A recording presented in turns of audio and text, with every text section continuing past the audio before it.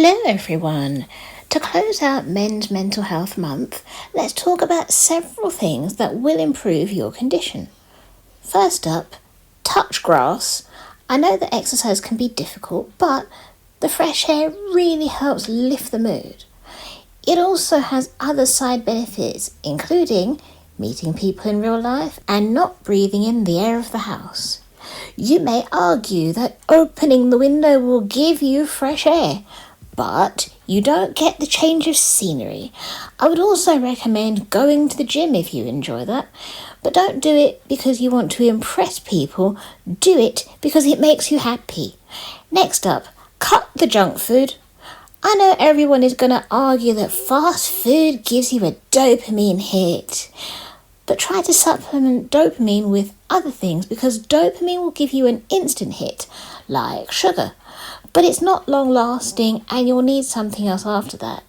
Again, this is where socialization is good because you can get physical hugs which will release oxytocin.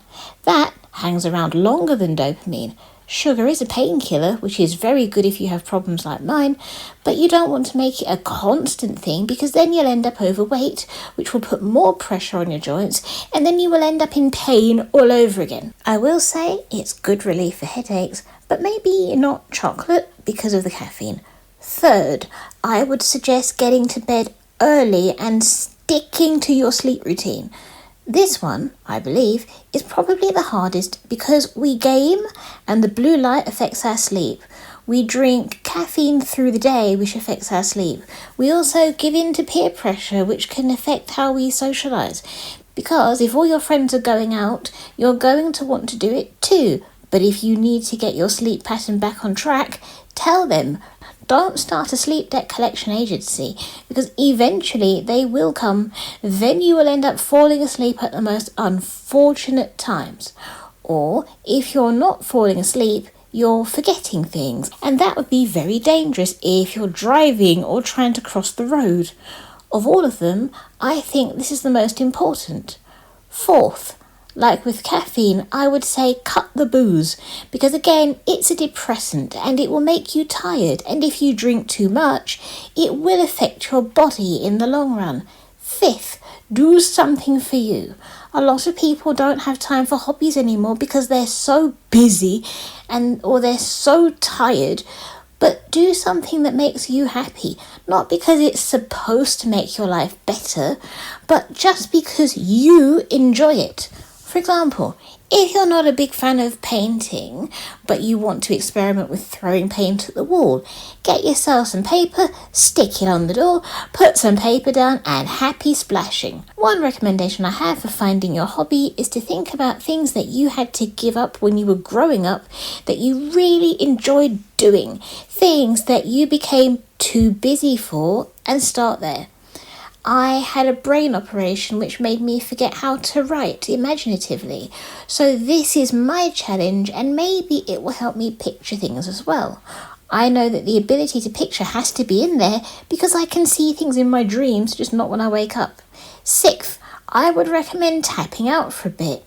Try to minimize social media because, as I said in my last video, social media is brilliant, but it can also make you compare yourself to others, which is not good. I am writing my story not because it's supposed to be for anyone, although I will let other people read it, but because writing is something I used to do when I was younger. It made me happy. It wasn't for any competition. It just made me happy. 7. Talking to someone does not make you weak. If you need to, talk to someone. Do it because if the burdens get too much, you need to unload. You can either complain to a friend or you can get someone professional to help you. Just don't feel that you have to carry all of your problems on your own. You shouldn't have to just cope with your problems. That's what friends are for. And finally, you need to set boundaries both with yourself and with those you spend time with. Because if you tell yourself you're going out, you're going to have one drink, then you're going to come home. If you set that boundary, you'll stop yourself from going over. Make yourself accountable to yourself and others by saying, okay, mate, I'm coming out because you need the company, but I'm only going to have one drink and then I'm coming home because I need to catch up on my sleep debt so that I can actually be more fun the next day. And they may consider you boring and unfun, but when you're feeling better, these are the same friends who are gonna ask you what your secret is, and do not be swayed by them wishing that you'd stay out longer. Don't let them call you a pushover or a baby because you know what your body can deal with. Do not let people bully you because you put your foot down. Tell them your situation if you want to, or don't, but stick to what you said. They're not going to appreciate it straight away, probably, but they will respect you in the long run. Do not let the puppy dog eyes fool you, because puppy dog eyes will not be there when you have to take days off because you cannot cope, or because your brain can't cope anymore. I remember hearing someone ask a question once, and they said, when you go away and you have fun, is it recreation or is it recreation? Even though you had fun, do you feel drained and unable to get back to work because you feel like you have to recover from the holiday? Or do you feel recreated and ready to go because that is the point of your holiday and your days off? Have fun, don't exhaust yourself, and come back a better, stronger person. So whether it's your physical or your mental health, look after yourself, put your foot down, look after your body, because this will help your mood mentally. Do not be afraid to set boundaries either with yourself or others, and stay strong. If you're still here, then you're handsome and you're beautiful, and you, well, I'm speechless. I'll let you know next time I see you. Over to the pets. Hello all, this is Sylvie. If you liked what you saw, then subscribe for more.